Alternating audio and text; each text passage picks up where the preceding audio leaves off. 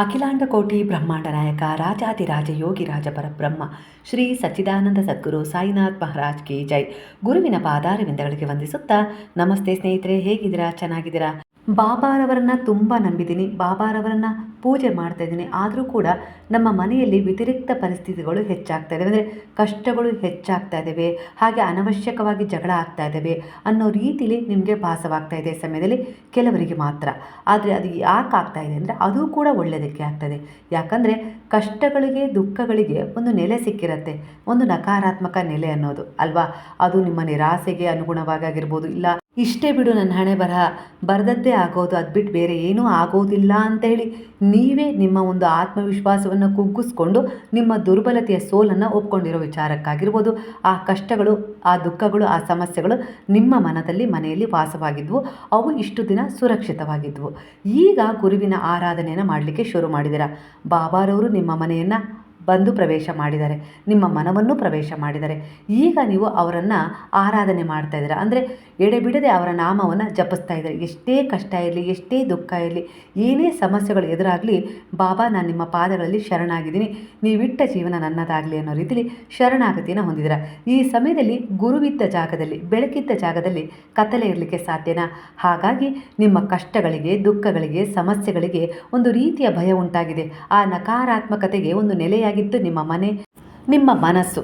ಆದರೆ ಈಗ ನಿಮ್ಮ ಮನಸ್ಸಲ್ಲಿ ದೃಢತೆ ಉಂಟಾಗಿದೆ, ಬಾಬಾರವರಲ್ಲಿ ಭಕ್ತಿ ಹೆಚ್ಚಾಗಿದೆ, ಮನೆಯಲ್ಲಿ ದೀಪಾರಾಧನೆ ಮಾಡ್ತಾ ಇದ್ದೀರಾ, ಬೇಗನೆ ಹೇಳ್ತಾ ಇದ್ದೀರಾ, ಪೂಜೆ ಪುನಸ್ಕಾರಗಳ ಕಡೆ ಗಮನ ಕೊಡ್ತಾ ಇದ್ದೀರಾ, ಆಧ್ಯಾತ್ಮಿಕತೆಯಲ್ಲಿ ಒಂದು ನಂಬಿಕೆ ಇಟ್ಕೊಂಡು ಸಾಕ್ತಾ ಇದ್ದೀರಾ. ಪದೇ ಪದೇ ನಿಮ್ಮ ನಾಲಿಗೆ ಸಾಯಿ ಬಾಬಾ ಅನ್ನೋ ರೀತಿಯಲ್ಲಿ ಜಪ ಮಾಡ್ತಾ ಇದೆ, ದೇವರನ್ನು ಪೂಜಿಸ್ತಾ ಇದ್ದೀರಾ. ಇಂತಹ ಒಂದು ಸದ್ವಿಚಾರಗಳು ನಡೆಯುವ ಜಾಗದಲ್ಲಿ ಕೆಟ್ಟದಿರಲಿಕ್ಕೆ ಸಾಧ್ಯನಾ? ಹಾಗಾಗಿ ಈಗ ಅವುಗಳ ಜಾಗವನ್ನು ಖಾಲಿ ಮಾಡಬೇಕಾಗಿದೆ.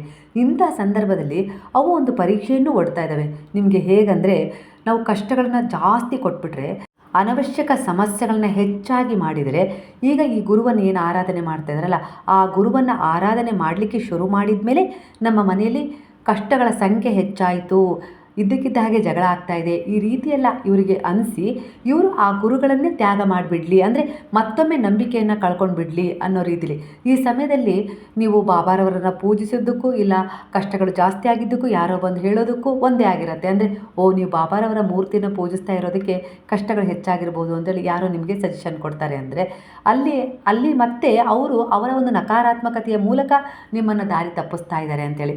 ಅಂದರೆ ನಕಾರಾತ್ಮಕತೆ ಇರೋರನ್ನೇ, ಅಂದರೆ ನಿಮಗಾಗೋದವರನ್ನೇ, ನಿಮ್ಮ ಒಂದು ಏಳಿಗೆಯನ್ನು ಸಹಿಸಿದವರನ್ನೇ ಆ ನಕಾರಾತ್ಮಕತೆ ಸೆಳೆದುಕೊಂಡು ಮತ್ತೊಮ್ಮೆ ಅವರ ಮೂಲಕ ನಿಮ್ಮನ್ನು ದಾರಿ ತಪ್ಪಿಸಲಿಕ್ಕೆ ಪ್ರಯತ್ನ ಪಡುತ್ತೆ. ಅಂದರೆ ನೀವು ಸರಿಯಾದ ದಾರಿಯಲ್ಲೇ ಈಗಿದ್ದೀರಾ, ಬಾಬಾರವರ ಶರಣದಲ್ಲಿದ್ದೀರಾ.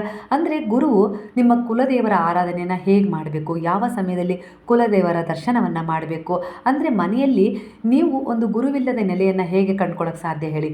ಅಂದರೆ ಹಿರಿಯರಿಲ್ಲದ ಮನೆ ಹೇಗೆ ದಿಕ್ಕು ತಪ್ಪುತ್ತಲ್ಲ, ಅದೇ ರೀತಿ ಗುರುವಿಲ್ಲದೆ ನಮ್ಮ ಜೀವನದಲ್ಲಿ ಒಂದು ಸಾರ್ಥಕತೆಯನ್ನು ಪಡ್ಕೊಳ್ಳೋಕ್ಕೆ ಸಾಧ್ಯವೂ ಇಲ್ಲ, ನೆಮ್ಮದಿಯ ದಡವನ್ನು ಸೇರಲಿಕ್ಕೂ ಸಾಧ್ಯ ಇಲ್ಲ ಸ್ನೇಹಿತರೆ. ಅಲ್ಲಿಗೆ ನಿಮಗೀಗ ಅರ್ಥ ಆಗಿದೆ ವಿಚಾರ ಅಂತೇಳಿ ಅಂದ್ಕೊಳ್ತೀನಿ.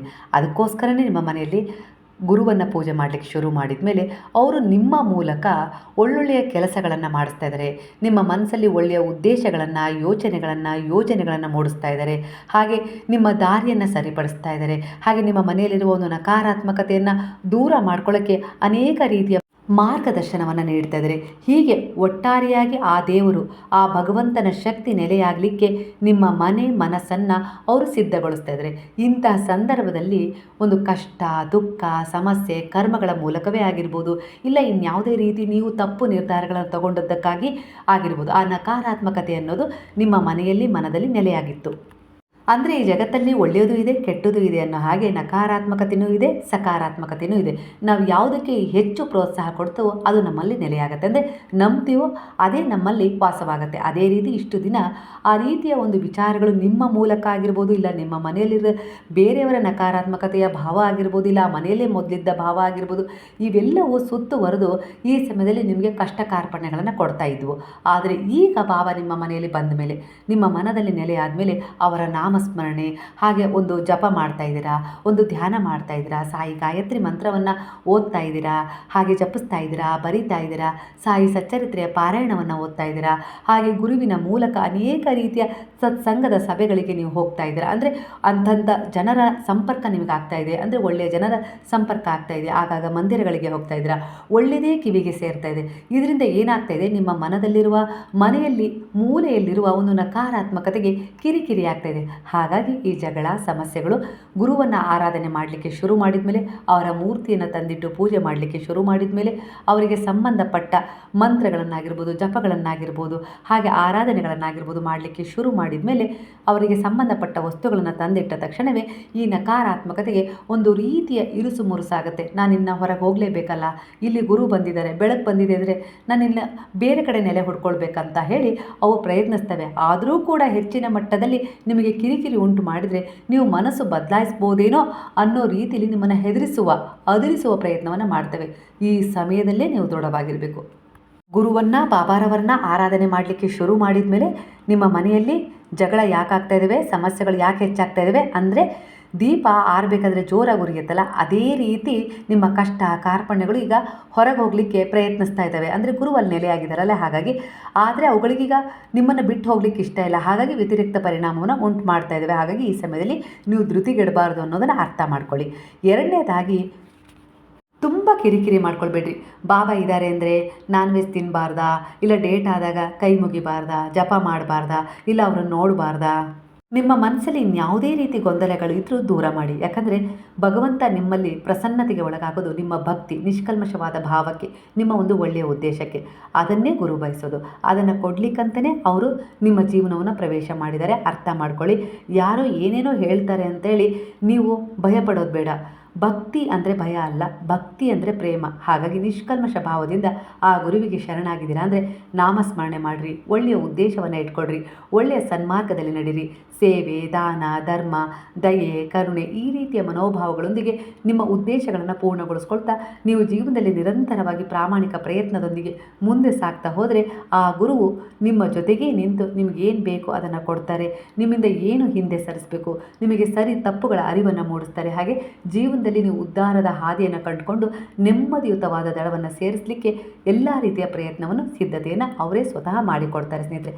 ಅಷ್ಟೊಂದು ಕರುಣಾಮಯಿ, ದಯಾಮಯಿ, ಪ್ರೇಮಮಯಿ ಸಾಯಿಯಾಗಿದ್ದಾರೆ. ಹಾಗಾಗಿ ಮನಸ್ಸಲ್ಲಿ ಯಾವುದೇ ರೀತಿ ಸಂದೇಹ ಇಟ್ಕೊಳ್ಬೇಡಿ. ಅವ್ರು ಹೀಗಂತಾರೆ ಅಂತ ಹೇಳಿ ನೀವು ಅಂದ್ಕೊಳ್ತಾ ಹೋದರೆ, ಅವರಿವರ ಮಾತಿಗೆ ನೀವು ಬೆಲೆ ಕೊಡ್ತಾ ಹೋದರೆ ನಿಮ್ಮ ಜೀವನದಲ್ಲಿ ನೀವು ಮುಂದೆ ಹೋಗ್ಲಿಕ್ಕೆ ಸಾಧ್ಯನೇ ಇಲ್ಲ. ಯಾಕಂದರೆ ಆ ಹೇಳೋರು ಯಾರು ನಿಮ್ಮ ಜೀವನಕ್ಕೆ ಒಂದು ಒಳ್ಳೆಯದನ್ನು ಮಾಡಲಿಕ್ಕೆ ಬಯಸೋದಿಲ್ಲ. ಅಂದರೆ ಅವರು ನಿಮ್ಮ ಕಷ್ಟ ಕಾಲಕ್ಕೆ ಕೈ ಹಿಡ್ದಿರಲ್ಲ, ಹೇಳೋಕ್ಕೇನು ಬಂದಿರೋದು ಬುದ್ಧಿವಾದ ಹೇಳಕ್ಕೆ ಬಂದಿರ್ತಾರೆ. ಹಾಗಾಗಿ ನಿಮ್ಮ ಆತ್ಮಸಾಕ್ಷಿಗೆ ತಕ್ಕ ಹಾಗೆ ನೀವು ಏನು ಒಂದು ಪರಿವರ್ತನೆ ತಗೊಳ್ತಿರಲ್ಲ, ಅದು ಮಾತನ್ನು ಕೇಳಿ ನೀವು ಮುಂದೆ ಹೋಗ್ತಿರಲ್ಲ, ಅದೇ ನಿಮ್ಮನ್ನು ಒಳ್ಳೆಯ ದಳಕ್ಕೆ ಸೇರಿಸುತ್ತೆ. ಯಾಕಂದರೆ ನಿಮಗೆ ಕಷ್ಟ ಬಂದಾಗ ಅವ್ರು ಯಾವುದೇ ರೀತಿ ಸಹಾಯ ಮಾಡಿಲ್ಲ. ನಿಮ್ಗೆ ಯಾರೋ ಬಂದು ನಿಂದನೆ ಮಾಡಿ, ಅವಮಾನ ಮಾಡಿ, ನಿಮ್ಮ ಹತ್ರ ಏನೇನೋ ರೀತಿಯಲ್ಲಿ ಕೆಟ್ಟದಾಗಿ ವರ್ತನೆ ಮಾಡಿದಾಗ ಅವ್ರು ಸಹಾಯಕ್ಕೆ ಬಂದಿಲ್ಲ. ನಮ್ಗೆ ಯಾಕಪ್ಪ ಅವ್ರ ಸುದ್ದಿ ಅನ್ನೋ ರೀತಿಯಲ್ಲಿ ದೂರದಲ್ಲಿ ನಿಂತು ನೋಡಿದರು. ಆದರೆ ಈಗ ನೀವು ಪರಿವರ್ತನೆ ಆಗುವಂಥ ಸಂದರ್ಭದಲ್ಲಿ, ಗುರುವನ್ನು ಆರಾಧನೆ ಮಾಡೋ ಸಂದರ್ಭದಲ್ಲಿ, ಇಲ್ಲ ಬಾಬಾರವರ ಮಂದಿರಕ್ಕೆ ಹೋಗ್ತಾ ಇದ್ದೀರಾ, ಸೇವೆ, ದಾನ, ಧರ್ಮಗಳತ್ತ ನಿಮ್ಮ ಮನಸ್ಸನ್ನು ಒಲಿಸ್ಕೊಳ್ತಾ ಇದ್ದೀರಾ, ಇದ್ದದ್ರಲ್ಲೇ ಸಂತೋಷವಾಗಿ ಇರಬೇಕು ಅಂತೇಳಿ ಪರಿವರ್ತನೆ ತಗೊಂಡಂಥ ಸಂದರ್ಭದಲ್ಲಿ ಅವ್ರು ಬಂದು ಬುದ್ಧಿ ಹೇಳ್ತಾ ಇದ್ದಾರೆ ಅಂದರೆ ಅಲ್ಲಿಗೆ ಅರ್ಥ ಮಾಡ್ಕೊಳ್ಳಿ ಅಲ್ವಾ, ಮತ್ತೆ ದಿಕ್ಕು ತಪ್ಪಿಸುವ ಕೆಲಸ ಮಾಡ್ತಾ ಇದ್ದಾರೆ ಅಂತೇಳಿ. ಹಾಗಾಗಿ ನಿಮ್ಮ ಆತ್ಮವಿಶ್ವಾಸ ನಿಮ್ಗೇನು ಹೇಳುತ್ತಲ್ಲ ಅದರ ಆಧಾರದ ಮೇಲೆ ನೀವು ನಿಮ್ಮ ದಾರಿಯನ್ನು ಕಂಡುಕೊಳ್ಬೇಕಾಗತ್ತೆ. ಆತ್ಮ ಪರಮಾತ್ಮ ಬೇರೆ ಬೇರೆ ಅಲ್ಲ. ಹಾಗಾಗಿ ನೀವು ಯಾವುದೇ ರೀತಿ ಭಯ ಪಡಬೇಕಾಗಿಲ್ಲ. ಅಂದರೆ ಗುರುವಿದ್ದಾರೆ, ದಿನನಿತ್ಯ ಹೂವಿನ ಹಾರನೇ ಹಾಕಬೇಕು, ದಿನನಿತ್ಯ ನೈವೇದ್ಯನೇ ಕೊಡಬೇಕು, ಹಾಗೆ ದಿನನಿತ್ಯ ಮೂರ್ತಿಯನ್ನು ಶುದ್ಧಗೊಳಿಸಬೇಕು, ಈ ರೀತಿ ಎಲ್ಲ ಒಂದು ಸಂದೇಹವನ್ನು ಇಟ್ಕೊಂಡು ಅವರಲ್ಲಿ ಶರಣಾಗಬೇಡಿ. ಅವರು ನಿಮ್ಮಿಂದ ಯಾವುದನ್ನು ಬಯಸ್ತಾ ಇಲ್ಲ. ಸ್ವಾರ್ಥಕ್ಕೋಸ್ಕರ ಅವರು ಗುರುವು ಯಾವತ್ತಿಗೂ ತನ್ನ ಶಿಷ್ಯರಿಂದ ಏನೂ ಬಯಸೋದಿಲ್ಲ ಸ್ನೇಹಿತರೆ. ಯಾಕಂದರೆ ಅವರು ನಿಸ್ವಾರ್ಥ ಸ್ವಭಾವದವರು. ಅಂದರೆ ಅವರೇ ನಿಮಗೆ ಏನಾದರೂ ಕೊಡಬೇಕು, ನನ್ನ ಶಿಷ್ಯನನ್ನು ಉದ್ಧರಿಸಬೇಕು, ನನ್ನಂತೆ ಗುರುವಾಗಿಸಬೇಕು ಅನ್ನೋ ರೀತಿಯಲ್ಲಿ ಯಾವಾಗಲೂ ಬಯಸ್ತಾರೆ. ಹಾಗಾಗಿ ನೀವು ಆ ರೀತಿ ಏನು ಅಂದ್ಕೊಳ್ಬೇಡಿ. ಬೆಳಗ್ಗೆ ಎದ್ದೇಳಿ ಸಾಯಿ ಸ್ಮರಣೆಯೊಂದಿಗೆ ನಿಮ್ಮ ದಿನವನ್ನು ಶುರು ಮಾಡಿ, ಒಳ್ಳೆಯ ಉದ್ದೇಶವನ್ನು ಇಟ್ಕೊಳ್ಳಿ. ಯಾರಿಗೂ ಕೆಟ್ಟದನ್ನು ಬಯಸಬೇಡಿ, ಯಾರಿಗೂ ಕೆಟ್ಟದನ್ನು ಮಾಡುವ ಮನಸ್ಸೂ ಮಾಡಬೇಡಿ. ಒಟ್ಟಾರೆಯಾಗಿ ನಿಮ್ಮ ಜೀವನದಲ್ಲಿ ನಿಮಗೆ ಎಷ್ಟಾಗುತ್ತೋ ಅಷ್ಟು ಒಳ್ಳೆಯ ಉದ್ದೇಶಗಳನ್ನು ಹೊಂದಿ ಒಳ್ಳೆಯ ಕರ್ಮದತ್ತ ನೀವು ಮುಖ ಮಾಡಿದರೆ ಗುರುವು ಸದಾ ನಿಮ್ಮ ಬೆಂಬಲಕ್ಕೆ ನಿಲ್ತಾರೆ, ನಿಮ್ಮ ಜೊತೆಯೂ ಇರ್ತಾರೆ, ನಿಮ್ಮ ಮುಂದೆ ಮಾರ್ಗದರ್ಶನವೂ ಮಾಡ್ತಾರೆ, ನೆರಳಿನಂತೆ ನಿಮ್ಮನ್ನು ರಕ್ಷಣೆ ಮಾಡ್ತಾರೆ. ಬೆಳಗ್ಗೆ ಎದ್ದು ಮೂರ್ತಿಯನ್ನು ಒಂದು ಒದ್ದೆ ಬಟ್ಟೆ ಮಾಡಿ ಒರೆಸಿ, ಫೋಟೋವನ್ನು ಒರೆಸಿ, ಒಂದು ಸಣ್ಣ ತುಳಸಿಯ ದಳವನ್ನಾದರೂ ಇಡಿ ದಿನನಿತ್ಯ. ಹಾಗೆ 2 ಶ್ರದ್ಧಾ ಸಬೂರಿಯ ದೀಪಗಳನ್ನು ಬೆಳಗಿಸಿ ಹಾಗೆ ಒಂದು ಲೋಟ ಶುದ್ಧವಾದ ನೀರಿಗೆ ಒಂದು ತುಳಸಿ ದಳವನ್ನು ಹಾಕಿ ಅರ್ಪಣೆ ಮಾಡಿದರೂ ಸಾಕು, ಅದೇ ನೈವೇದ್ಯವಾಗುತ್ತೆ. ಸಕ್ಕರೆ ಇಟ್ಟರೂ ಆಯಿತು, ಬೆಳಗಡಲೆ ಇಟ್ಟರೂ ಆಯಿತು, ಹಣ್ಣಿಟ್ಟರೂ ಆಯಿತು. ಆ ದಿನ ಏನೂ ಇಲ್ಲ ಅಂದರೆ ಶುದ್ಧವಾದ ನೀರನ್ನು ತುಂಬಿಸಿ ಇಟ್ಟು, ಬಾಬಾ ನಾನು ಈ ನೀರನ್ನು ನಿಮಗೆ ನೈವೇದ್ಯವಾಗಿ ಅರ್ಪಣೆ ಮಾಡ್ತಾಯಿದ್ದೀನಿ, ಸ್ವೀಕರಿಸಿ ತಂದೆ ಅಂದರೆ ಖಂಡಿತವಾಗಿಯೂ ನಿಮ್ಮ ನಿಷ್ಕಲ್ಮಶ ಭಾವಕ್ಕೆ ಅದೇ ಅಮೃತ ಅನ್ನೋ ಹಾಗೆ ಬಾಬಾ ಸ್ವೀಕರಿಸಿ ನಿಮ್ಮನ್ನು ಅನುಗ್ರಹಿಸ್ತಾರೆ. ಅಂಥ ಕರುಣಾಮಯಿ, ದಯಾಮಯಿ, ಪ್ರೇಮಮಯಿ ಸಾಯಿಯಾಗಿದ್ದಾರೆ. ಅವರಿಗೆ ನಿಮ್ಮಿಂದ ಯಾವುದರ ಅಗತ್ಯನೇ ಇಲ್ಲ. ಯಾಕಂದರೆ ಎಲ್ಲವನ್ನು ಆ ಭಗವಂತನೇ ನಮಗೆ ಕೊಟ್ಟಿದ್ದಾನೆ ಅಂದರೆ ಅದನ್ನು ಮತ್ತೆ ಅವ್ರು ಯಾವತ್ತಿಗೂ ಮರಳಿ ಕೇಳೋದಿಲ್ಲ. ಆದರೆ ನೀವು ಕೊಟ್ಟ ವಸ್ತುಗಳನ್ನೇ ಪ್ರೀತಿಯಿಂದ ಅವರಿಗೆ ಅರ್ಪಣೆ ಮಾಡಿದಾಗ ಅದು ಪ್ರಸಾದವಾಗಿ ನಿಮಗೆ ಸಿಗುತ್ತೆ. ಅದನ್ನು ಅರ್ಥ ಮಾಡ್ಕೊಳ್ಳಿ. ಅಕ್ಕಿ ಸಿಗುತ್ತೆ, ಊಟ ಮಾಡ್ತಾಯಿದ್ದೀವಿ, ಅದನ್ನು ಕೊಂಡುಕೊಳ್ತಾ ಇದ್ದೀವಿ, ಕೆಲಸ ಮಾಡ್ತಿದ್ದೀವಿ, ಇದಕ್ಕೆಲ್ಲ ಕಾರಣ ಅವರೇ. ಅವರ ಶಕ್ತಿ, ಅವ್ರು ಕೊಟ್ಟ ವಿವೇಕ, ಅವರ ಕೊಟ್ಟ ಜನ್ಮ, ಇವೆಲ್ಲದರಿಂದ ನಾವು ಇವತ್ತು ಬದುಕಿದ್ದೀವಲ್ವ. ಅಂದರೆ ಅವ್ರು ಕೊಟ್ಟದನ್ನು ಅವ್ರು ಮರಳಿ ಕೇಳ್ತಾ ಇಲ್ಲ. ಅದನ್ನು ನಮಗೆ ಕೊಟ್ಟಿದ್ದೀರಲ್ಲ, ಅದನ್ನು ಮೊದಲು ನಿಮಗೆ ಅರ್ಪಣೆ ಮಾಡಿ ನಾವು ತೊಗೊಂಡಾಗ ಅದು ಪ್ರಸಾದವಾಗುತ್ತೆ ಅನ್ನುವ ಒಂದೇ ಒಂದು ನಿಷ್ಕಲ್ಮಶ ಭಾವದಿಂದ ಅದನ್ನು ಅರ್ಪಣೆ ಮಾಡಿ ನೀವು ಕಣ್ಣಿಗೆ ಹೊತ್ಕೊಂಡು ಒಂದು ತುತ್ತು ಅನ್ನ ಊಟ ಮಾಡಿದರೂ ಅದು ಪ್ರಸಾದವಾಗಿರುತ್ತೆ. ಅದರಲ್ಲಿ ವಿಷವೇ ಬೆರೆತಿದ್ರು ಅದು ಭಗವಂತನಿಗೆ ಸಮರ್ಪಣೆ ಆದಮೇಲೆ, ಗುರುವಿಗೆ ಸಮರ್ಪಣೆ ಆದಮೇಲೆ ಅದು ನಿಮಗೆ ಅವರ ನೈವೇದ್ಯವಾಗಿ, ಅವರ ಪ್ರಸಾದವಾಗಿ, ಅದು ವಿಷರಹಿತವಾಗಿ, ದೋಷರಹಿತವಾಗಿ ನಿಮಗೆ ಅದು ಸಿಗುತ್ತೆ. ಸ್ನೇಹಿತರೆ ಅರ್ಥ ಮಾಡ್ಕೊಳ್ಳಿ. ಯಾರಾದರೂ ಏನಾದರೂ ತುಂಬ ಗೊಂದಲ ಉಂಟು ಮಾಡ್ತಾ ಇದ್ದಾರೆ ಅಂದರೆ ಆ ವಿಚಾರದ ಕಡೆ ತಲೆ ಹಾಕಬೇಡಿ. ಅಂದರೆ ಇಲ್ಲಿ ಬಾಬಾ ಅಂದರೆ ಗುರುವು ನಿಮ್ಮಿಂದ ಬಯಸ್ತಾ ಇರುವುದು ನಿಷ್ಕಲ್ಮಶವಾದ ಒಂದು ಶುದ್ಧತೆ, ಒಳ್ಳೆಯ ಉದ್ದೇಶದ ಕರ್ಮ. ಅದನ್ನು ನೆನ್ಪಿಟ್ಕೊಳ್ಳಿ. ಆ ಮಾರ್ಗದಲ್ಲಿ ಸಾಗಿ. ಅಂದರೆ ಸತ್ಯ ನಿಷ್ಠೆಯ ಮಾರ್ಗದಲ್ಲಿ ನೀವು ಸಾಗ್ತಾ ಹೋದಷ್ಟು ಅವರು ನಿಮ್ಮ ಜೀವನವನ್ನು ಉದ್ಧರಿಸ್ತಾ ಹೋಗ್ತಾರೆ. ಮನುಷ್ಯರು ಅಂದಮೇಲೆ ತಪ್ಪುಗಳಾಗೋದು ಸಹಜ. ಆ ತಪ್ಪುಗಳಾಗ್ಬಿಟ್ಟಿದ್ದಾವೆ. ತಪ್ಪು ನಿರ್ಧಾರಗಳಿಂದ ಅನೇಕ ತೊಂದರೆಗೆ ಈಡಾಗಿದ್ದೀವಿ, ಇಲ್ಲ ಅಂತಲ್ಲ. ಆದರೆ ಒಮ್ಮೆ ಪಶ್ಚಾತ್ತಾಪ ಪಟ್ಟು ಆ ಗುರುವಿನ ಶರಣದಲ್ಲಿ ನೀವು ಶರಣಾದರೆ, ನನ್ನಿಂದ ಈ ರೀತಿ ತಪ್ಪಾಗಿತ್ತು, ಇಲ್ಲ ಯಾವುದೋ ಜನ್ಮದ ಪಾಪದ ಕರ್ಮವೂ ಏನೋ ಗೊತ್ತಿಲ್ಲ, ಈ ಜನ್ಮದಲ್ಲಿ ನನಗೆ ಸಂತಾನವಾಗಿಲ್ಲ, ಇಲ್ಲ ಕೆಲಸ ಸಿಗ್ತಾ ಇಲ್ಲ, ಇಲ್ಲ ತುಂಬ ನಿಂದನೆಗಳನ್ನು ಅನುಭವಿಸ್ತಾ ಇದ್ದೀನಿ, ಇಲ್ಲ ಅನಾರೋಗ್ಯದ ಸಮಸ್ಯೆನ ಅನುಭವಿಸ್ತಾ ಇದ್ದೀನಿ ಬಾಬಾ, ಇವೆಲ್ಲವನ್ನು ನಿಮ್ಮ ಪಾದಗಳಲ್ಲಿ ಇಟ್ಟು ಶರಣಾಗಿದ್ದೀನಿ. ನನ್ನನ್ನೇ ನಾನು ಸಂಪೂರ್ಣವಾಗಿ ನಿಮ್ಮ ಮುಂದೆ ಇಟ್ಟು ಶರಣಾಗಿದ್ದೀನಿ. ನಾನು ಏನಾಗಬೇಕು ಅಂತೇಳಿ ನೀವು ಬಯಸ್ತಿರೋ ಅದೇ ನಾನು ಆಗಬೇಕು ಬಾಬಾ ಅನ್ನೋ ರೀತಿಲಿ ನೀವು ಶರಣಾಗಿ, ಅಂದರೆ ಸರೆಂಡರ್ ಆಗಿ. ಇದೇ ಪೂರ್ಣ ಭಾವದ ಶರಣಾಗತಿ ಅನ್ನೋದು ಸ್ನೇಹಿತರೆ. ಅಂದರೆ ನನಗೆ ನನ್ನ ಜೀವನದಲ್ಲಿ ಒಂದು ಉತ್ತಮವಾದ ಜೀವನ ನಡೆಸಬೇಕು ಅನ್ನೋ ಆಸೆ ಇದೆ ಬಾಬಾ. ಒಂದು ಉತ್ತಮವಾದ ಕೆಲಸ ಮಾಡಬೇಕು, ಆಡಿದ ಜನರ ಎದುರಿಗೆ ಒಂದು ತಲೆ ಎತ್ತಿ ಬಾಳಬೇಕು, ಹಾಗೆ ಒಂದು ಒಳ್ಳೆ ರೀತಿಯಲ್ಲಿ ಸಾರ್ಥಕ ಜೀವನವನ್ನು ಕಂಡುಕೊಳ್ಬೇಕು, ಒಂದು ಉತ್ತಮವಾದ ದಳವನ್ನು ಸೇರಬೇಕು, ಹಾಗೆ ಒಂದು ಆರೋಗ್ಯವನ್ನು ಸರಿಪಡಿಸ್ಕೊಳ್ಬೇಕು, ಕತ್ತಲೆ ತುಂಬಿದ ನನ್ನ ಜೀವನದಲ್ಲಿ ಒಂದು ಬೆಳಕನ್ನು ಕಂಡುಕೊಳ್ಬೇಕು. ಈ ಎಲ್ಲ ಆಸೆಗಳು ನನಗಿದ್ದಾವೆ ಬಾಬಾ. ಆದರೆ ಎಲ್ಲ ಆಸೆಗಳೊಂದಿಗೆ, ಕಷ್ಟ ದುಃಖಗಳೊಂದಿಗೆ ನಾನೇ ಸಂಪೂರ್ಣವಾಗಿ ನಿಮ್ಮ ಪಾದಗಳಲ್ಲಿ ಶರಣಾಗಿದ್ದೀರಿ. ನನಗೆ ಏನು ಬೇಕು ಅದನ್ನು ಸರಿಯಾದ ರೀತಿಯಲ್ಲಿ ಸರಿಯಾದ ಸಮಯಕ್ಕೆ ನೀವು ನನಗೆ ಕೊಡ್ತೀರಾ ಅನ್ನುವ ದೃಢವಾದ ವಿಶ್ವಾಸ ನನಗಿದೆ ಬಾಬಾ. ನನ್ನ ಪ್ರಾಮಾಣಿಕ ಪ್ರಯತ್ನ ನಾನು ಮಾಡ್ತಾ ಹೋಗ್ತೀನಿ, ನಿಮ್ಮ ನಾಮಸ್ಮರಣೆ ಮಾಡ್ತೀನಿ, ನೀವು ನನ್ನನ್ನು ಕಾಯ್ತೀರಿ ಅನ್ನೋ ದೃಢವಾದ ನಂಬಿಕೆ ನನಗಿದೆ ಬಾಬಾ ಅನ್ನೋ ರೀತಿಯಲ್ಲಿ ನೀವು ಶರಣಾಗಿ ನೋಡಿ. ಖಂಡಿತವಾಗಿಯೂ ಬಾಬಾ ನಿಮ್ಮ ಎಲ್ಲ ರೀತಿಯ ಒಂದು ಮಾತುಗಳಿಗೆ ಸ್ಪಂದಿಸ್ತಾರೆ. ಅದರ ಅರಿವು ನಿಮಗಾಗತ್ತೆ. ಪ್ರತ್ಯಕ್ಷ ವಿಷಕ್ಕಿಂತಲೂ ವಿಷ ತುಂಬಿದ ಜನರ ಸಹವಾಸ ಬಹಳ ಹಾನಿಕರವಾಗಿರುತ್ತೆ ಎಂಬ ಮಾತು ವ್ಯವಹಾರದಲ್ಲಿ ಎಷ್ಟು ಅನ್ವಯಿಸುತ್ತೋ ಪರಮಾರ್ಥದಲ್ಲಿಯೂ ಅಷ್ಟೇ ಅನ್ವಯಿಸುತ್ತೆ. ಸಂಗತಿಯ ಪರಿಣಾಮವು ಯಾವಾಗಲೂ ಮನಸ್ಸಿನ ಮೇಲೆಯೇ ಆಗತ್ತೆ ಸ್ನೇಹಿತರೆ. ಆದ್ದರಿಂದ ಉತ್ತಮ ವಿಚಾರದ ಮನುಷ್ಯನ ಸಂಗತಿಯನ್ನೇ ನೀವು ಹಿಡಿಬೇಕು. ಅಂದರೆ ಒಳ್ಳೆಯ ಜನರ ಸಹವಾಸವನ್ನೇ ನೀವು ಮಾಡಬೇಕು. ಯೋಗ್ಯಗಳನ್ನು ಯಾವಾಗಲೂ ನಮ್ಮ ಮೇಲೆ ಆಗುವ ಪರಿಣಾಮದಿಂದಲೇ ಗುರುತಿಸಬೇಕು. ನಮ್ಮನ್ನು ನಾವು ಸುಧಾರಿಸಿಕೊಳ್ಳುವ ಬದಲು ನಾವು ಜಗತ್ತನ್ನು ಸುಧಾರಿಸಲು ಹೋಗ್ತೀವಿ. ಇದೇ ನಾವು ಮಾಡುವ ದೊಡ್ಡ ತಪ್ಪಾಗಿರುತ್ತೆ. ಬಾಬಾರವರು ನಮಗೆ ಸ್ಪಂದಿಸ್ತಾರೆ ಅಂಥೇಳಿ ಬಹಳಷ್ಟು ಜನರಿಗೆ ಅನಿಸೋದೇ ಇಲ್ಲ. ಅಂದರೆ ಗುರುಗಳನ್ನು ತಿಳಿದುಕೊಳ್ಳುವುದಕ್ಕಾಗಿ ನಮ್ಮಲ್ಲಿ ಸ್ವಲ್ಪವಾದರೂ ಆ ಭಗವಂತನ ಪ್ರೇಮ ಅನ್ನೋದು ಇರಬೇಕಾಗತ್ತೆ ಅಲ್ವಾ. ಅಂದರೆ ಅವನಲ್ಲಿದ್ದ ಒಂದು ದಯೆ, ಕರುಣೆ, ಪ್ರೇಮದ ಮನುಷ್ಯತ್ವ, ಮಾನವೀಯತೆಯ ಗುಣಗಳು ನಮ್ಮಲ್ಲೂ ಇದ್ದಾಗಲೇ ತಾನೇ ನಾವು ಗುರುವನ್ನು, ದೇವರನ್ನು ಗುರುತಿಸಲಿಕ್ಕೆ ಸಾಧ್ಯ. ನಮ್ಮ ದಾರಿಯನ್ನು ನಾವು ತಪ್ಪಿದಾಗ, ಧ್ಯೇಯವನ್ನು ಮರೆತಾಗ ಆ ಗುರುವು ನಮ್ಮನ್ನು ಎಚ್ಚರಗೊಳಿಸ್ತಾರೆ.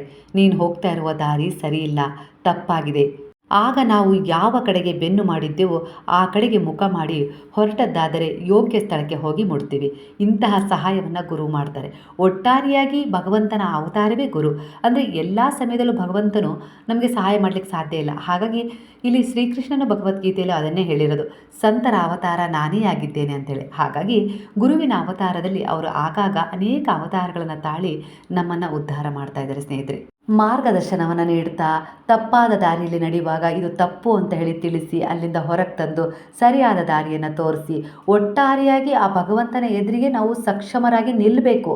ಆ ರೀತಿಯಾಗಿ ನಮ್ಮನ್ನು ಸಮರ್ಥರನ್ನಾಗಿಸುವ ಧ್ಯೇಯ ಗುರುವಿನದ್ದಾಗಿರುತ್ತೆ. ಹಾಗಾಗಿ ಹಿರಿಯವರು ಹೇಳಿರೋದು, ಗುರುವಿನ ಗುಲಾಮನಾಗುವ ತನಕ ದೊರೆಯದಣ್ಣ ಮುಕುತಿ ಅಂತ. ಹೀಗೆ ಸ್ನೇಹಿತರೆ, ಇಲ್ಲೊಂದು ಸಣ್ಣ ಸತ್ಯ ಘಟನೆಯನ್ನು ಕೂಡ ನಾನು ವಿವರಿಸ್ತೀನಿ. ನನಗೆ ತುಂಬ ಆಪ್ತರು, ನನ್ನ ಸ್ನೇಹಿತೆ ಅಂತಲೇ ಹೇಳ್ಬೋದು. ನಾನು ಯಾವಾಗಲೂ ಅವರನ್ನು ಸ್ನೇಹದ ಭಾವದಲ್ಲೇ ನೋಡ್ತೀನಿ. ಅವರು ತುಂಬ ವರ್ಷಗಳಿಂದ ಒಂದು ವಿಚಾರದಲ್ಲಿ ಸಫರ್ ಮಾಡ್ತಾಯಿದ್ರು. ಎಷ್ಟು ಕಷ್ಟ, ದುಃಖ, ನಿಂದನೆ, ಅವಮಾನಗಳನ್ನು ಎದುರಿಸಿದ್ದಾರೆ ಅಂದರೆ ಅವ್ರ ಜೀವನದಲ್ಲಿ ಅದು ಎಷ್ಟು ಅವ್ರು ಕರ್ಮ ಮಾಡಿದ್ರು ಏನೋ ಅಂತೇಳಿ ಒಂದೊಂದು ಸಾರಿ ಅವರೇ ಅಂದ್ಕೊಳ್ತಾರೆ. ಆದರೆ ಬಾಬಾ ನನ್ನ ಜೀವನದಲ್ಲಿ ಬಂದಮೇಲೆ ಅವುಗಳನ್ನು ಕಳ್ಕೊಳ್ಳೋಕ್ಕಾದರೂ ದಾರಿ ಕೊಟ್ಟಿದ್ದಾರಲ್ಲ ಅನ್ನೋ ರೀತಿಲಿ ನೀವು ನನಗೆ ಭರವಸೆ ತುಂಬಿದ್ರಿ. ಆ ಆಧಾರದ ಮೇಲೆ ನಾನು ಬಾಬಾರವರಲ್ಲಿ ದೃಢವಾದ ವಿಶ್ವಾಸವಿಟ್ಟು ಶರಣಾದೆ. ನನ್ನ ಜೀವನದಲ್ಲಿ ತುಂಬ ಅಂದರೆ ತುಂಬ ಕಷ್ಟ. ಅಂದರೆ ಹೋದ ಗುರುವಾರ ಅಮಾವಾಸ್ಯೆ ಇತ್ತಲ್ಲ, ಆ ಅಮಾವಾಸ್ಯೆಯವರೆಗೂ ಅವರ ಜೀವನದಲ್ಲಿ ಅದು ಎಷ್ಟು ಕಷ್ಟ, ದುಃಖ, ನಿಂದನೆ ಅನುಭವಿಸಿದರು. ಆದರೂ ಕೂಡ ಬಾಬಾರವರನ್ನು ಪರಿಪರಿಯಾಗಿ ಅವರು ಭಕ್ತಿಯಿಂದ ಬೇಡಿದರು. ಅದೆಷ್ಟೇ ಕಷ್ಟ ಕೊಡ್ರಿ, ಏನೇ ನೀವು ನಂಗೆ ತೊಂದರೆ ಕೊಟ್ಟರು, ನಾನು ಮಾತ್ರ ನಿಮ್ಮ ಪಾದಗಳನ್ನು ಬಿಟ್ಟು ಸರಿಯೋದಿಲ್ಲ. ನಿಮ್ಮಲ್ಲಿಟ್ಟ ದೃಢ ವಿಶ್ವಾಸ ನನಗೆ ಕಡಿಮೆ ಆಗೋದಿಲ್ಲ. ಅದು ಏನೇ ಕೊಟ್ಟರು ನಾನು ಎದುರಿಸಲಿಕ್ಕೆ ಸಿದ್ಧಳಿದ್ದೇನೆ ಬಾಬಾ ಅನ್ನೋ ರೀತಿಯಲ್ಲಿ ಸಮರ್ಪಣೆ ಆದರು. ತುಂಬ ಅಂದರೆ ತುಂಬ ಕಷ್ಟ, ಏನೂ ಹೇಳೋಕ್ಕಾಗ್ತಿಲ್ಲ. ಯಾಕಂದರೆ ಅವರು ತುಂಬ ವರ್ಷಗಳಿಂದ ಒಂದು ವ್ಯವಹಾರ ಆಗಬೇಕಾಯಿತು, ಅದು ಆಗ್ತಾನೇ ಇಲ್ಲ. ಏನೇನೋ ಅಡ್ಡಿ ಆತಂಕಗಳು ಬರ್ತಾ ಇದ್ದಾವೆ. ಅವ್ರು ಕಂಡ ಕನಸು ನನಸಾಗ್ತಾ ಇಲ್ಲ. ವಿಚಿತ್ರವಾಗಿ ಅವ್ರ ಜೀವನದಲ್ಲಿ ಸಮಸ್ಯೆಗಳು. ಯಾರ ಹತ್ರನೂ ಹೇಳ್ಕೊಳಕ್ಕಾಗಲಿಲ್ಲ. ಅವ್ರು ಎಲ್ಲೂ ಜ್ಯೋತಿಷ್ಯಗಳ ಹತ್ರ ಹೋಗಲಿಲ್ಲ, ಏನೂ ಒಂದು ಪರಿಹಾರವನ್ನು ಮಾಡ್ಕೊಳ್ಳಿಲ್ಲ. ಅವರು ಒಂದೇ ಒಂದು ದೃಢವಾದ ವಿಶ್ವಾಸ ಇಟ್ಟಿದ್ದು ಗುರುವಿನ ಪಾದಗಳಲ್ಲಿ. ಬಾಬಾರವರನ್ನು ದೃಢವಾಗಿ ನಂಬಿದ್ರು. ಹಗಲಿರುಳೆನ್ನದೇ ಅವರ ಜಪವನ್ನು ಮಾಡಿದರು, ನಾಮಸ್ಮರಣೆ ಮಾಡಿದರು. ಕಷ್ಟಗಳು ಹೆಚ್ಚಾದಷ್ಟು ಅವರು ಬಾಬಾರವರ ಮೇಲೆ ನಂಬಿಕೆಯನ್ನು ಕಳ್ಕೊಳ್ಳಿಲ್ಲ. ಎಷ್ಟು ಕಷ್ಟ ಕೊಟ್ಟರೂ ಪರವಾಗಿಲ್ಲ, ನಾನು ನಿಮ್ಮ ಪಾದಗಳನ್ನು ಬಿಡೋದಿಲ್ಲ ಅನ್ನೋ ರೀತಿಲಿ ಆ ಹಿಡಿತವನ್ನು ಬಿಗಿಗೊಳಿಸ್ತಾ ಹೋದರು. ಕೊನೆಗೆ ಅವರು ಬಾಬಾರವರ ಎದುರಿಗೆ ಕುಳಿತು ಬೇಡ್ಕೊಳ್ಳೋದನ್ನೇ ಬಿಟ್ಬಿಟ್ರು. ಅಂದರೆ ನೇರವಾಗಿ ಅವರ ಕಣ್ಣುಗಳಲ್ಲಿ ಇವರ ಕಣ್ಣನ್ನು ಇಟ್ಟು ನೋಡ್ಲಿಕ್ಕೆ ಶುರು ಮಾಡಿದರು. ಅಂದರೆ ಅಷ್ಟು ಬೇಡಿ ಅವರ ಜೀವನದಲ್ಲಿ ಯಾವುದೇ ರೀತಿ ಒಂದು ಸಮಸ್ಯೆಗೆ ಪರಿಹಾರ ಸಿಗಲಿಲ್ಲ ಅಂದರೆ ಯಾವ ರೀತಿ ಆಗ್ಬಿಡ್ತಾರೆ, ನಿಶ್ಶಕ್ತರಾಗ್ಬಿಡ್ತಾರಲ್ಲ, ಆ ರೀತಿ ಶಕ್ತಿಹೀನಳಾಗಿದ್ದೀನಿ ಬಾಬಾ. ಇನ್ನು ಮುಂದೆ ನನಗೇನೂ ಹೇಳೋ ಅಷ್ಟು ಶಕ್ತಿನೂ ಇಲ್ಲ, ನಿಮಗೆ ಎಲ್ಲ ತಿಳಿದಿದೆ ಅನ್ನೋ ರೀತಿಯಲ್ಲಿ ಪೂರ್ಣ ಪ್ರಮಾಣದಲ್ಲಿ ಶರಣಾಗತಿ ಆದರು. ಆ ದಿನವೇ ಅವ್ರ ಜೀವನದಲ್ಲಿ ಒಂದು ಚಮತ್ಕಾರ ಆಯಿತು ಪಾಪ. ಅದರ ಹಿಂದಿನ ದಿನ ಕೂಡ ಅವರು ಸಾಯಿ ಸಚ್ಚರಿತ್ರೆ 54 ಅಧ್ಯಾಯಗಳನ್ನು ಒಂದೇ ದಿನದಲ್ಲಿ ಓದುವ ಸಂಕಲ್ಪವನ್ನು ಕೂಡ ಮಾಡಿದರು. ಅದೇನು ಚಮತ್ಕಾರ ಮಾಡಿದ್ರು, ಆ ಬಾಬಾ ಅವರ ಒಂದು ಭಕ್ತಿಗೆ ಯಾವ ರೀತಿ ಪ್ರಸನ್ನಗೊಂಡ್ರೋ ಗೊತ್ತಿಲ್ಲ. ಅವರ ಸೇವೆಯನ್ನು ಸ್ವೀಕರಿಸಿಬಿಟ್ಟಿದ್ರು. ಅವರ ಜೀವನದಲ್ಲಿ ಅವರು ಬಹಳ ವರ್ಷಗಳಿಂದ ನರಳಾಡ್ತಾ ಇದ್ದ ಒಂದು ಸಮಸ್ಯೆಗೆ ಪರಿಹಾರವನ್ನು ಕೊಡುವ ದಾರಿಯನ್ನು ತೆಗೆದರು. ಒಟ್ಟಾರೆಯಾಗಿ ಅವರ ಜೀವನದಲ್ಲಿ ಅವರು ಎಷ್ಟು ಒಂದು ಆರ್ಥಿಕವಾಗಿ ನರಳಾಡ್ತಾ ಇದ್ರಲ್ಲ, ಆ ಸಮಸ್ಯೆಗೆ ಕ್ಷಣ ಮಾತ್ರದಲ್ಲಿ ಪರಿಹಾರ ಕೊಟ್ಟಿದ್ದರು. ಗುರುವಾರ ಬೆಳಗ್ಗೆನೇ ಸಾಯಿ ಸಚ್ಚರಿತ್ರೆಯನ್ನು ಓದಬೇಕು 54 ಅಧ್ಯಾಯಗಳನ್ನು ಅನ್ನೋ ರೀತಿಯಲ್ಲಿ ಸಂಕಲ್ಪ ಮಾಡಿದರು. ಆದರೆ ಆ ದಿನ ಮನೆಗೆ ಆ ಜನ ಈ ಜನ ಬರ್ತಾ ಇರೋದ್ರಿಂದ ತುಂಬ ಅಡ್ಡಿ ಆತಂಕಗಳಾಯಿತು.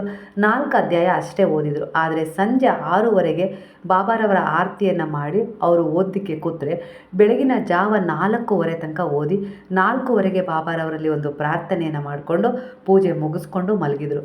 ಅದ್ರ ಮಾರನೇ ದಿನವೇ ಅವ್ರ ಜೀವನದಲ್ಲಿ ಒಂದು ಅದ್ಭುತ ಚಮತ್ಕಾರ ಆಯಿತು. ಯಾವಾಗಲೂ ದುಃಖದಿಂದ ಫೋನ್ ಮಾಡ್ತಾಯಿದ್ರು.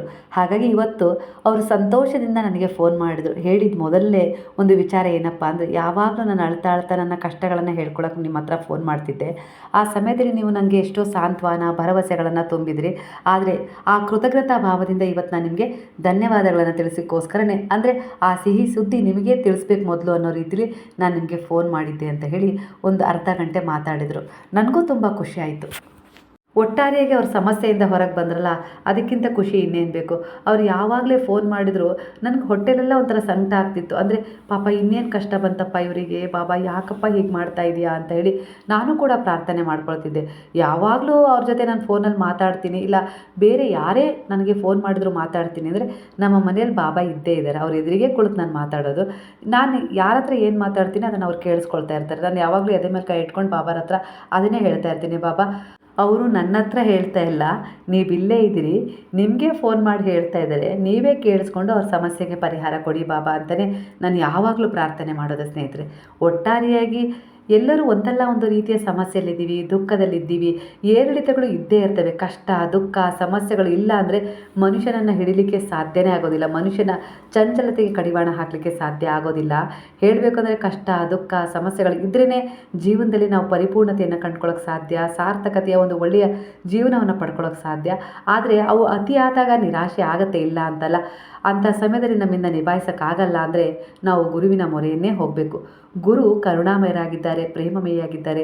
ಹಾಗೆ ದಯಾಮಯಿ ಸಾಯಿ ಅವರು ಎಂದಿಗೂ ಕೂಡ ನಮ್ಮನ್ನು ಕೈ ಬಿಡೋದಿಲ್ಲ. ಅವರ 11 ವಚನಗಳಲ್ಲಿ ಅವರು ಕೊಟ್ಟ ಭರವಸೆ ಏನು ಗೊತ್ತಾ?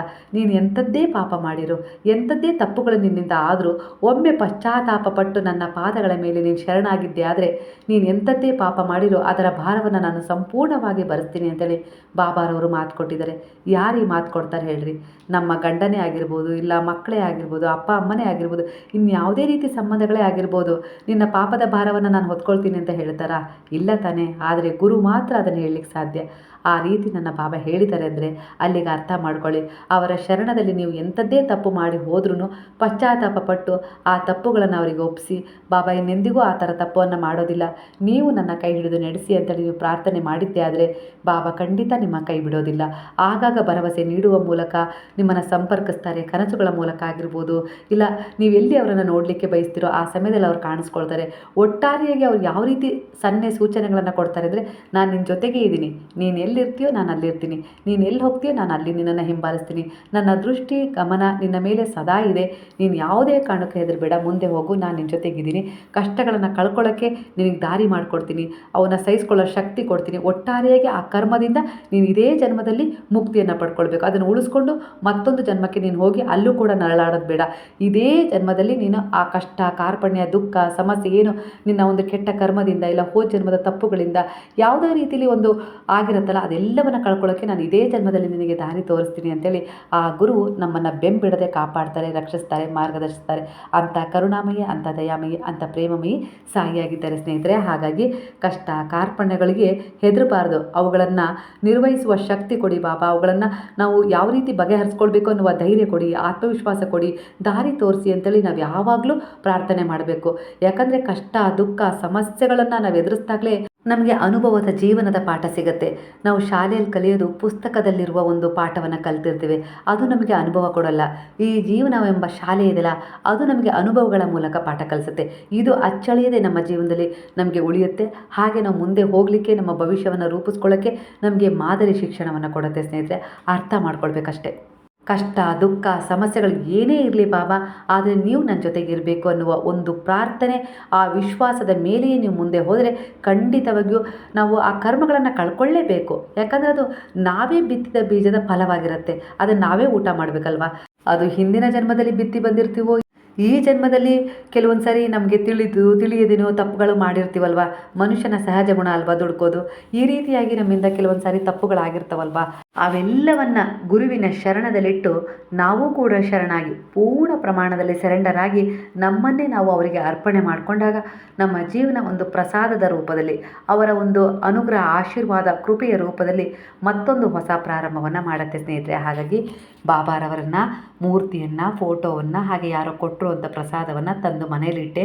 ಕಷ್ಟ ಕಾರ್ಪಣ್ಯಗಳು ಹೆಚ್ಚಾದವು ಅಂದರೆ ಅವರ ದಿವ್ಯ ಶಕ್ತಿಯ ಪ್ರಭಾವಕ್ಕೆ ನಮ್ಮ ಮನೆಯಲ್ಲಿರುವ ಒಂದು ನಕಾರಾತ್ಮಕತೆ ಆಗಿರ್ಬೋದು, ನಮ್ಮ ಮನಸ್ಸಲ್ಲಿರುವ ನಕಾರಾತ್ಮಕತೆ ಆಗಿರ್ಬೋದು, ಇಲ್ಲ ನಮ್ಮ ಹಿಂದಿನ ಜನ್ಮದ ಒಂದು ಕೆಟ್ಟ ಕರ್ಮದ ಪ್ರಭಾವ ಆಗಿರ್ಬೋದು, ಅವೆಲ್ಲವೂ ವಿಚಲಿತಗೊಳ್ತವೆ. ಯಾಕಂದರೆ ಗುರು ಬಂದಿದ್ದಾರೆ, ಇಲ್ಲಿ ನಮಗಿನ್ನು ಸ್ಥಾನ ಇಲ್ಲ, ನಾವಿನ್ನು ಎಲ್ಲಿ ಹೋಗಬೇಕು ಅನ್ನೋ ರೀತಿಯಲ್ಲಿ ಅದರ ಒತ್ತಡ ಹೆಚ್ಚಾಗತ್ತೆ. ಇದನ್ನು ನೀವು ಅರ್ಥ ಮಾಡ್ಕೊಳ್ಳಿ. ಹಾಗಾಗಿ ಗುರು ನಾಮಸ್ಮರಣೆ ನಿರಂತರವಾಗಿ ನಿಮ್ಮ ನಾಲಿಗೆ ನುಡಿತಾ ಇದ್ದರೆ ಅದಕ್ಕಿಂತ ರಕ್ಷಣೆಯ ಬಲ ಇನ್ನೊಂದಿಲ್ಲ. ಅಲ್ಲಿ ಹೋಗಿ ಇಲ್ಲಿ ಹೋಗಿ ಮನೇಲಿ ಸಮಸ್ಯೆ ಆಗ್ತಾಯಿದೆ, ಜಗಳ ಆಗ್ತಾಯಿದೆ, ಗಂಡ ಹೆಂಡತಿ ವೈಮನಸ್ಸು ಉಂಟಾಗ್ತಿದೆ, ದೂರ ಆಗ್ತಿದೆ, ಮಕ್ಕಳು ಮಾತು ಕೇಳ್ತಾ ಇಲ್ಲ, ಅಲ್ಲಿ ಇಲ್ಲಿ ಜ್ಯೋತಿಷ್ಯರ ಹತ್ರ ಹೋಗಿ ನೀವು ಹಣ ಕೊಟ್ಟು ಜ್ಯೋತಿಷ್ಯವನ್ನು ಕೇಳ್ತಾ ಇದ್ದೀರಲ್ಲ, ನಮಗೆ ಹಣ ಇಸ್ಕೊಂಡು ಅವರು ಜ್ಯೋತಿಷ್ಯ ಹೇಳ್ತಾ ಇದ್ದಾರೆ ಅಂದರೆ ಅವರ ಹಣೆ ಬರವನ್ನು ಅವ್ರು ಸರಿ ಬಡ್ಸ್ಕೊಳ್ಬೋದಿತ್ತಲ್ವ. ಹಣ ಇಲ್ಲದೆ, ಹಣ ಇಸ್ಕೊಳ್ದೆ, ಸ್ವಾರ್ಥ ಇಲ್ಲದೆ ನಮಗೇನಾದರೂ ಒಳ್ಳೆಯದಾಗಲಿ ಅಂತೇಳಿ ಹೀಗೆ ಮಾಡ್ಕೊಳ್ಳಿ, ಹಾಗೆ ಮಾಡ್ಕೊಳ್ಳಿ ಅಂತೇಳಿ ಪರಿಹಾರ ಹೇಳಿದರೆ ಅದು ನಿಜವಾದ ಒಂದು ಒಳ್ಳೆಯ ಸೇವೆ ಅಂತ ಹೇಳಿ ಅನ್ಸ್ಕೊಳ್ಳುತ್ತೆ. ನಮಗೆ ತುಂಬ ಕಷ್ಟವೂ ಇರುತ್ತೆ. ಅದ್ರ ಜೊತೆಗೆ ಅವರೊಂದು 20,000 ತರ್ರಿ, 40,000 ತರ್ರಿ, ನಿಮಗೆ ಆ ಹೋಮ ಮಾಡಿಸ್ತೀನಿ, ಇಲ್ಲ ಅದು ಇದು ಏನೇನೋ ಹೇಳ್ತಾರೆ. ಇಲ್ಲ ಅಂತಲ್ಲ, ಆ ಹೋಮ ಹವನಗಳು ತಪ್ಪು ಅಂತ ಹೇಳ್ತಾ ಇಲ್ಲ. ಅದು ಸಾತ್ವಿಕ ಮನೋಭಾವವನ್ನು ತುಂಬುತ್ತೆ, ನಕಾರಾತ್ಮಕ ಶಕ್ತಿಯನ್ನು ಕೊಲ್ಲುತ್ತೆ. ಆದರೆ ಅದರ ಉದ್ದೇಶ ಚೆನ್ನಾಗಿರಬೇಕು ಅಲ್ವಾ. ಹಾಗಾಗಿ ಅವರ ಉದ್ದೇಶ ಹಣವನ್ನು ತಗೊಳ್ಳೋದಷ್ಟೇ. ಹಣ ಇಲ್ಲದೆ ನಮ್ಗೆ ಯಾರು ಸಹಾಯ ಮಾಡ್ತಾರೆ? ನೀವೇ ಯೋಚನೆ ಮಾಡಿ. ಹಣ ಇಲ್ಲದೆ ಸಹಾಯ ಮಾಡೋದಂದರೆ ಆ ಗುರು ಒಬ್ಬರೇ, ಆ ಭಗವಂತನೊಬ್ಬರೇ. ಹಾಗಾಗಿ ನಮ್ಮ ಕಷ್ಟ ಕಾರ್ಪಣ್ಯಗಳಿಗೆಲ್ಲದಕ್ಕೂ ಕಾರಣ ಆ ಭಗವಂತನೇ ಆಗಿರ್ತಾನೆ. ಯಾಕಂದರೆ ಅವರೇ ಶಿಕ್ಷೆ ಕೊಟ್ಟಿರ್ತಾರೆ ನಮ್ಮ ತಪ್ಪುಗಳಿಗಾಗಿ. ಹಾಗಾಗಿ ಅವರನ್ನೇ ನಮ್ಮ ಮೊರೆ ಹೋಗಬೇಕು. ಅದರ ಪರಿಹಾರವೂ ಕೂಡ ಅವರಿಗೇ ತಿಳಿದಿರುತ್ತೆ. ಕಷ್ಟ ಕೊಟ್ಟೋರು ಯಾರು? ಆ ಕಷ್ಟಗಳಿಗೆ, ಸಮಸ್ಯೆಗಳಿಗೆ, ಆ ಕರ್ಮಗಳಿಗೆ ನಮ್ಮನ್ನು ಸಿಲುಕಿಸ್ತಾರೆ ಯಾರು? ಆ ಭಗವಂತ ತಾನೇ. ನಾವು ಮಾಡಿದ ತಪ್ಪಿಗೆ ಅವರೇ ಶಿಕ್ಷೆ ಕೊಟ್ಟಿರ್ತಾರೆ ಅಂದರೆ ಆ ತಪ್ಪನ್ನು ತಿದ್ದುವ ಶಕ್ತಿ ಅವರಿಗೇ ಇರುತ್ತೆ. ಹಾಗಾಗಿ ಇವರನ್ನು ನಂಬಿ ಹಣವನ್ನು ಖರ್ಚು ಮಾಡ್ಕೊಳ್ಳೋದು ಬೇಡ. ನೀವು ದಾನ ಮಾಡಿ, ಯಾರಿಗೊಬ್ಬರಿಗೆ ನಿಸ್ಸಹಾಯಕರಿಗೆ ಸೇವೆ ಮಾಡಿ, ಪ್ರಾಣಿ ಪಕ್ಷಿಗಳಿಗೆ ಸೇವೆ ಮಾಡಿ. ಅದು ನಿಮ್ಮ ದೋಷಗಳನ್ನು ನಿವಾರಣೆ ಮಾಡುತ್ತೆ, ನಿಮಗೆ ಮನೋಬಲವನ್ನು ತುಂಬುತ್ತೆ, ಹಾಗೆ ನಿಮ್ಮ ಬಗ್ಗೆನೇ ಒಂದು ಪ್ರೌಡ್ ಫೀಲ್ ಮಾಡಿಕೊಡುತ್ತೆ ಅಲ್ವಾ ಆ ಅನುಭವ. ಆದರೆ ನೀವು ವಿನಾಕಾರಣ ಅಲ್ಲಿ ಇಲ್ಲಿ ಹಣ ಕೊಟ್ಟು ನೀವು ಜ್ಯೋತಿಷ್ಯ ಮಾತ್ರ ಕೇಳಕ್ಕೆ ಹೋಗಬೇಡಿ. ಯಾಕಂದರೆ ಅದು ಒಂದು ಮಾರ್ಗದರ್ಶನ ನೀಡುತ್ತೆ, ಮಾರ್ಗದರ್ಶನದ ಮೂಲಕ ನೀವು ಅದನ್ನು ತಗೊಳ್ಬೇಕೇ ಹೊರತು ಹಣ ಖರ್ಚು ಮಾಡಬೇಡಿ. ತುಂಬ ಲಕ್ಷಗಟ್ಟಲೆ ಹಣ ಕೇಳ್ತಾರೆ ಇತ್ತೀಚೆಗೆ. ಯಾಕಂದರೆ ನನಗೆ ತುಂಬ ಜನ ಫೋನ್ ಮಾಡಿದ್ರು, ನಾನು ಲಕ್ಷಗಟ್ಟಲೆ ಹಣ ಕೊಟ್ಟಿದ್ದೀನಿ, 2.5 ಲಕ್ಷಗಟ್ಟಲೆ ಹಣ ಕೊಟ್ಟಿದ್ದೀನಿ ಒಬ್ಬರಿಗೆ ನಮ್ಮ ಸಂಬಂಧ ಸರಿಯಾಗುತ್ತೆ ಅಂತೇಳಿ. ಆದರೆ ಯಾವುದೇ ರೀತಿ ಸರಿ ಆಗಲಿಲ್ಲ, 3 ವರ್ಷ ಆಯಿತು ಅಂತೇಳಿ ಹೇಳ್ಕೊಂಡವರಿದ್ದಾರೆ ಸ್ನೇಹಿತರೆ. ಹಾಗಾಗಿ ಆ ರೀತಿ ತಪ್ಪು ಮಾಡಬೇಡಿ. ನಿಮ್ಮ ಸಮಸ್ಯೆಗಳಿಗೆ, ಕಷ್ಟಗಳಿಗೆ, ದುಃಖಗಳಿಗೆ ಆ ಭಗವಂತನೇ ಕಾರಣ. ಯಾಕಂದರೆ ಅವರು ನಮ್ಮನ್ನು ಗಮನಿಸ್ತಾ ಇರ್ತಾರೆ. ಅದರ ಅರಿವು ನಿಮಗಿದ್ದರೆ ನೀವು ಖಂಡಿತವಾಗಿ ಯಾರನ್ನು ನಂಬೋದಿಲ್ಲ. ನಾನು ಹೀಗೆ ಹೇಳ್ತೀನಿ ಅಂತ ಬೇಜಾರು ಮಾಡ್ಕೊಳ್ಬೇಡಿ. ಜ್ಯೋತಿಷ್ಯ ಸುಳ್ಳಲ್ಲ, ಅಂದರೆ ಅದೊಂದು ಮಾರ್ಗದರ್ಶನ ನಮಗೆ ಇಲ್ಲ ಅಂತಲ್ಲ, ಮಾರ್ಗದರ್ಶನದ ರೂಪದಲ್ಲಿ ಮಾತ್ರ ಅದನ್ನು ತಗೊಳ್ಬೇಕು. ಹಾಗಂತ ಹಣದ ಹುಚ್ಚಿಡಿದು ನಮ್ಗೆ ಅಷ್ಟು ಕೊಡಿ ಇಷ್ಟು ಕೊಡಿ ಅಂತ ಹೇಳ್ತಾರಲ್ಲ, ಆ ಮನುಷ್ಯರಿಗೆ ಬೆಲೆ ಕೊಡಬೇಡಿ ಅಂತ ಹೇಳ್ತಾ ಇರೋದು ನಾನು ಅಷ್ಟೇ ಸ್ನೇಹಿತರೆ. ಯಾರನ್ನೂ ದೂಷಿಸ್ತಾ ಇಲ್ಲ, ನಿಂದಿಸ್ತಾನೂ ಇಲ್ಲ, ಅವಮಾನಿಸ್ತಾನೂ ಇಲ್ಲ. ಯಾಕಂದರೆ ಈಗ ನೋಡಿ, ಇವರು 2.5 ಲಕ್ಷ ಕೊಟ್ಟು ದುಡ್ಡು ಕಳ್ಕೊಂಡ್ರಲ್ವ. ಮತ್ತೆ ಅವ್ರು ಏನು ಹೇಳಿದ್ರಂತೆ ಗೊತ್ತಾ, ಸಮಸ್ಯೆಗೆ ಪರಿಹಾರ ಸಿಕ್ಕಿಲ್ಲ ಅಂತೇಳಿ ಮತ್ತೊಮ್ಮೆ ಫೋನ್ ಮಾಡಿ ಕೇಳಿದಾಗ, 2.5 ಲಕ್ಷ ಕೊಡಿ, ಅಲ್ಲಿಗೆ ಮತ್ತೊಂದು ಸಾರಿ ಪೂಜೆ ಮಾಡ್ತೀನಿ, ಆವಾಗ ಸರಿ ಆಗ್ಬೋದು ಅಂದ್ರಂತೆ ಅಲ್ವಾ. ಅರ್ಥ ಮಾಡ್ಕೊಳ್ಳಿ. ಹಾಗಾಗಿ ಇಲ್ಲಿ ಮನುಷ್ಯರ ಉದ್ದೇಶ ಹಣಕ್ಕಾಗಿ ಇದ್ದಾಗ ಅಲ್ಲಿ ಫಲ ಸಿಗೋದಿಲ್ಲ. ನಿಮ್ಮ ಕರ್ಮಗಳನ್ನು ತೂಗಿ ಅಳೆದು ಆ ಭಗವಂತನೇ ನಿಮಗೆ ಶಿಕ್ಷೆ ಕೊಟ್ಟಿದ್ದಾನೆ, ಕಷ್ಟದ ರೂಪದಲ್ಲಿ, ದುಃಖದ ರೂಪದಲ್ಲಿ ಅನ್ನೋದಾದರೆ ನೀವು ಅವರನ್ನೇ ಮೊರೆ ಹೋಗಬೇಕು. ಅಲ್ಲೇ ನಿಮಗೆ ಪರಿಹಾರ ಸಿಗುತ್ತೆ. ನಾನು ಕಂಡುಕೊಂಡಿದ್ದು ಪರಿಹಾರ ಅಲ್ಲೇ, ಆ ಗುರುವಿನ ಪಾದಗಳಲ್ಲಿ ಶರಣಾಗಿ ನಾನು ನನ್ನ ಜೀವನದ ಸಮಸ್ಯೆಗಳಿಗೆ ಪರಿಹಾರವನ್ನು ಕಂಡುಕೊಂಡಿದ್ದೀನಿ. ಹಾಗಂತ ನಾನು ಗೆದ್ದುಬಿಟ್ಟೆ, ನನ್ನ ಜೀವನದಲ್ಲಿ ಸಮಸ್ಯೆಗಳು ಇಲ್ಲ ಅಂತ ಅಲ್ಲ. ಸಮಸ್ಯೆಗಳು ಬರ್ತಾನೆ ಇರ್ತವೆ, ಹೋಗ್ತಾನೆ ಇರ್ತವೆ, ಅನುಭವಗಳನ್ನು ಕೊಡ್ತಾನೆ ಇರ್ತವೆ, ಪಾಠಗಳನ್ನು ಕಲಿಸ್ತಾನೆ ಇರ್ತವೆ, ನಮ್ಮನ್ನು ತಿದ್ದುತ್ತಾನೆ ಇರ್ತವೆ, ಸರಿದಾರಿಗೆ ತರ್ತಾನೆ ಇರ್ತವೆ. ಅದರ ಮೂಲಕ ನಾವು ವಿವೇಕದಿಂದ ವರ್ತಿಸಿದಾಗ ಖಂಡಿತವಾಗಿಯೂ ನಮಗೆ ಜೀವನ ಸರಳತೆಯ ದಾರಿಯನ್ನು ತೋರಿಸುತ್ತೆ. ಯಾವುದೇ ರೀತಿ ಕ್ಲಿಷ್ಟಕರ ಸಮಸ್ಯೆಗಳಿಗೆ ನಮ್ಮನ್ನು ಗುರಿ ಮಾಡೋದಿಲ್ಲ. ಇದೇ ಶಿಕ್ಷಣವನ್ನು ಗುರು ಕೊಡ್ತಾರೆ ಸ್ನೇಹಿತರೆ. ಹಾಗಾಗಿ ಬಾಬಾರವರಲ್ಲಿ ದೃಢವಾದ ನಂಬಿಕೆ ಇಟ್ಟಿದ್ದೀರಾ ಅಂದರೆ ಅವರು ನಿಮ್ಮ ಪಾಪದ ಎಂಥದ್ದೇ ಭಾರವನ್ನಾದರೂ ಹೊರಲಿಕ್ಕೆ ಸಿದ್ಧರಾಗಿದ್ದಾರೆ. ಆ ಪಾಪದ ಭಾರವನ್ನು ಅವರ ಪಾದಗಳ ಮೇಲೆ ಇಟ್ಟು ಹೊಸ ಪ್ರಾರಂಭವನ್ನು ಮಾಡಿ ಖಂಡಿತವಾಗಿ ಅವರು ನಿಮಗೆ ದಾರಿ ತೋರಿಸ್ತಾರೆ ಸ್ನೇಹಿತರೆ. ಮಾಹಿತಿ ಇಷ್ಟವಾಗಿದೆ ಅಂತ ಅಂದ್ಕೊಳ್ತೀನಿ. ಇಷ್ಟವಾದರೆ ಸಾಯಿರಾಮ್ ಅಂತೇಳಿ ಕಮೆಂಟ್ ಮಾಡೋದನ್ನು ಮರಿಬೇಡಿ. ಹಾಗಾದರೆ ಎಲ್ಲರೂ ಸೇರಿ ಹೇಳೋಣವಾ? ಹರೇ ರಾಮ ರಾಮ ರಾಮ ಹರೇ ಹರೇ, ಹರೇ ಕೃಷ್ಣ ಕೃಷ್ಣ ಕೃಷ್ಣ ಹರೇ ಹರೇ, ಹರೇ ಸಾಯಿ ಸಾಯಿ ಹರೇ ಹರೇ, ಹರೇ ಬಾಬಾ ಬಾಬಾ ಬಾಬಾ ಹರೇ ಹರೇ, ಹರೇ ದತ್ತ ದತ್ತ ಹರೇ ಹರೇ.